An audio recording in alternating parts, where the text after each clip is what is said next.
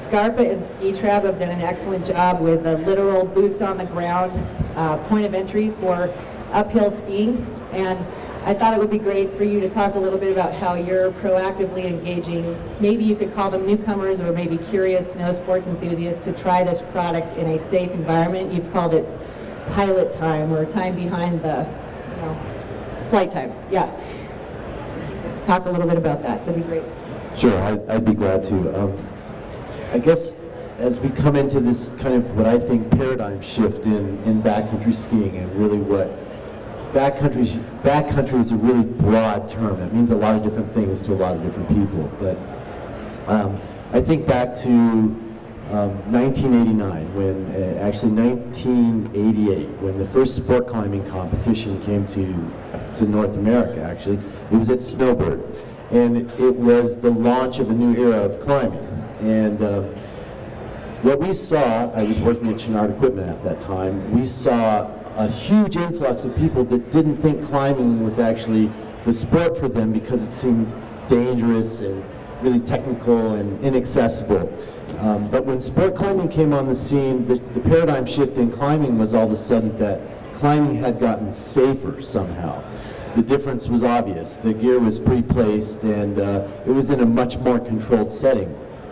The influx of climbers that we saw come in to the sport at that time changed the whole face of climbing. That was really the beginning of a completely new era in the climbing as a sport, and then secondarily as an industry.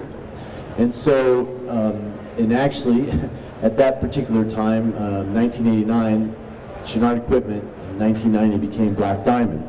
The main reason for that had to do with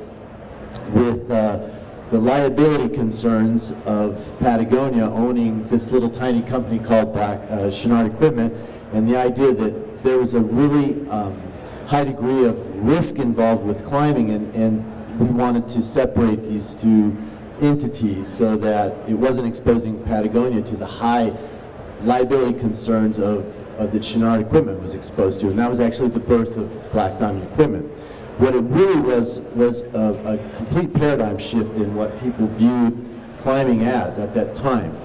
What happened after that was a huge influx of people came into climbing. We started looking at climbing in a totally different way. We started looking at risk management in a totally different way, education, access to climbing.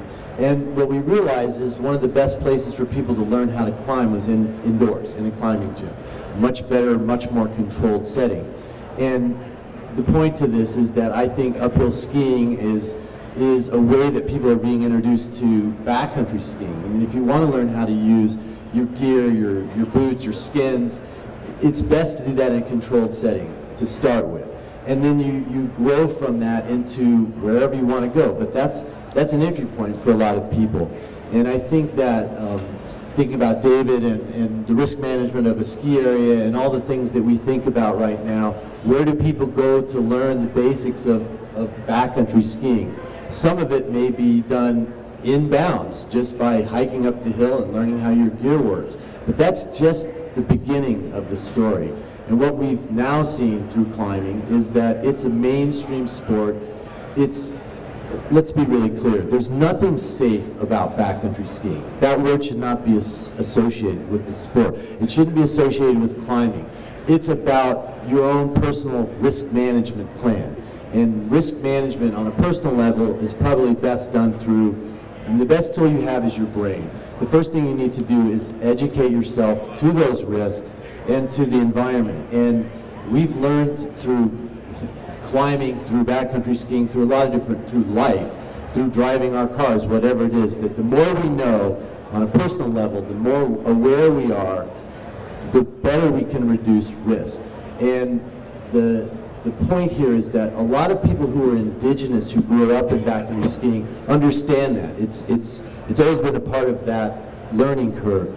But as we introduce, and this is the personal side of it for me, but now shifting to the business side, as we introduce more and more people to this sport, which is an amazing and beautiful place to take people, we have to understand that we're dealing with a person who's coming maybe from a totally different background, and we need to address them in a different way. We need to make raise the awareness of the risks that they're assuming. We have to help them understand the protocols and the tools that they need to go out there with. And we really need to kind of think differently about how we're introducing people, how we're training them, and we need to take a lot more of our own personal responsibility for that. It's not about the gear we're using. That's a secondary kind of point, and I think we've told people through our industries and through our businesses that these are the things you need to buy and use if you want to be, quote, safe in the backcountry. And I don't think that's just the beginning of the story. These are tools. We have to learn how to use the tools, but we have to learn the protocols and understand the inherent risks that we're exposing ourselves to. And we can't assume that just because we've put on all this amazing gear now that we are, quote, safe in the backcountry. The brain is the most important tool to take with you and to turn on all the time. I would use this analogy. I have an airbag in my car. I don't plan on using that. If I use that, something has gone wrong. If I have to deploy the airbag on my back, something has gone wrong somewhere. The point of it, I mean, think about it like this. We teach our kids rules like look both ways before you cross the street. Stop, drop, and roll if you catch on fire. Whatever it is, we need to get back to a really basic understanding of this is where you start to learn about the backcountry.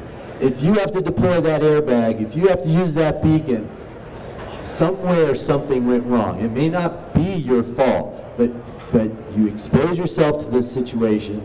You need to assume and address those risks and manage those. And I think what we really need to get back to is a general understanding of this is what we're doing, this is where we're going, and this is what we need to think about. The gear is a tool. It is not going to prevent these events from happening. They will happen. I see a lot of my friends out there right now. Some of you I've been skiing with and we've dug other friends out for. So it's real, and it's really important for us to all. Everyone here, I assume, has some role or some possible action that they can apply to this issue, whether it's from a personal point of view or because this is part of the business that we're in. And I think they really are symbiotic and they go together. So the people that I'm sitting here with, many who I've worked with and know quite well, we all basically share the same understanding. I make boots. I sell them to HUD. He sells them to customers who are going outside going, yeah, and you know, everyone has a role in this. You guys all have a role in this. But it doesn't stop there. Actually, I think that's just where it begins. So to get back, sorry, it's a circuitous and long answer, but basically, inbounds uphill has become the climbing gym of backcountry skiing, in my opinion. I quoted Jason Blevins asked me, and I said, I think it's the bunny hill of the backcountry, is what I said.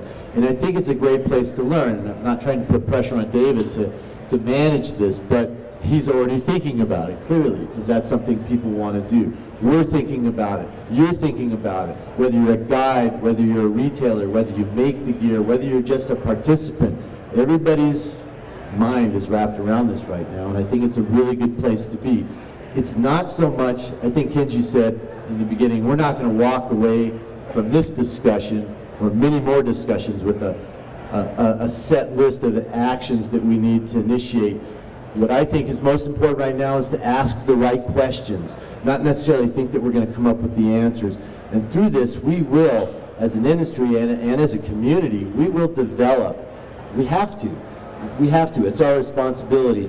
We will develop a methodology, a platform of communication, a protocol that we can spread around to people to look both ways before they ski down that avalanche slope. I hope that was...